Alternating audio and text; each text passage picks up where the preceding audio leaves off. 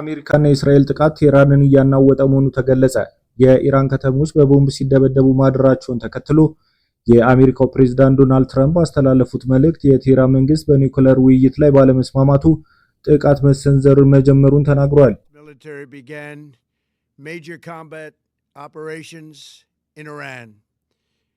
Our objective is to defend the American people by eliminating imminent threats from the Iranian regime. የኢራን ኒውክሌር ግንባታ በቀጠናውና በአውሮፓ አህጉር ላሉ የአሜሪካ ወዳጅ ሀገራት ስጋት ነው ያሉት ፕሬዝዳንት ትራምፕ ይህንን ለመክታት ሀገራቸው መጠነ ሰፊ ጥቃትን አበርትታ እንደምትቀጥል ተናግሯል። ይህን የአሜሪካ ፕሬዝዳንት ንግግር ተከትሎ የእስራኤል መንግስት ጸጥታ መስሪያ ቤት ባወጣው መግለጫ ቴህራን ከደረሰባት ድብደባ በኋላ የአጸፋዊ ሚሳኤል ተኩስ ወደ ቴል አቪቭ መላኳን አመልክቶ በርከት ብሎ እየተሰነዘረ ነው ያለውን ጥቃት ለመመከት ዝግጁ ነን ብለዋል። ኢራን በሰነዘረችው ተከታታይ ጥቃት ከእስራኤል በተጨማሪ በባህሬን የሚገኘውን የአሜሪካ ባህር ኃይል ፊፍስ ፍሊት ዋና መስሪያ ቤት በሚሳኤል ጥቃት መምታቷን ባህሬን አረጋግጣለች።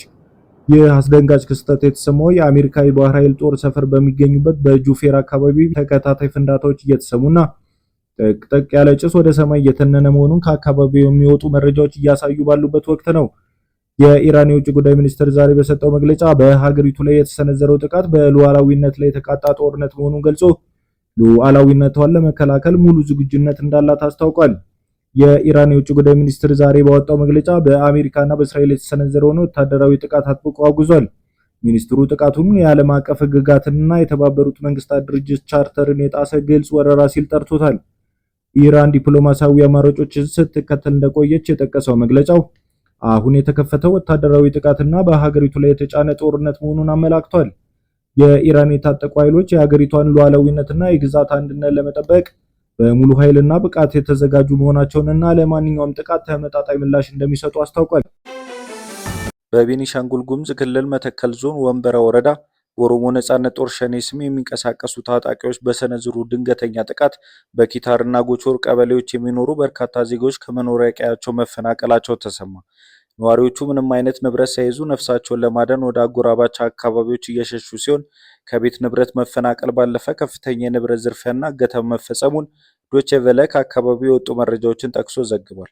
ጥቃቱ የተፈጸመበት ወቅት አርሶ አደሩ የዓመት ድካሙን ሰብል የሚሰበሰብበት ወሳኝ ጊዜ በመሆኑ የተከሰተው መፈናቀል በአካባቢው ላይ ከፍተኛ የምግብ ዋስትና ቀውስ ሊያስከትል እንደሚችል ነዋሪዎች ገልጸዋል።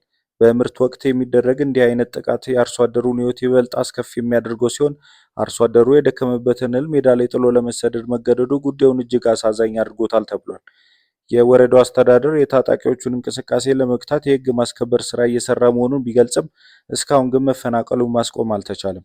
በጉዳዩ ላይ ከታጣቂዎች ወገን እስካሁን የተሰጠ ምላሽ የሌለ ሲሆን የኦሮሞ ነጻነት ጦር አዛዥ አማካሪ አቶ ጅሬኛ ጉደታ ስልካቸውን ባለማንሳታቸው ተጨማሪ ማብራሪያ ማግኘት አለመቻሉን ያገኘነው መረጃ ያመለክታል።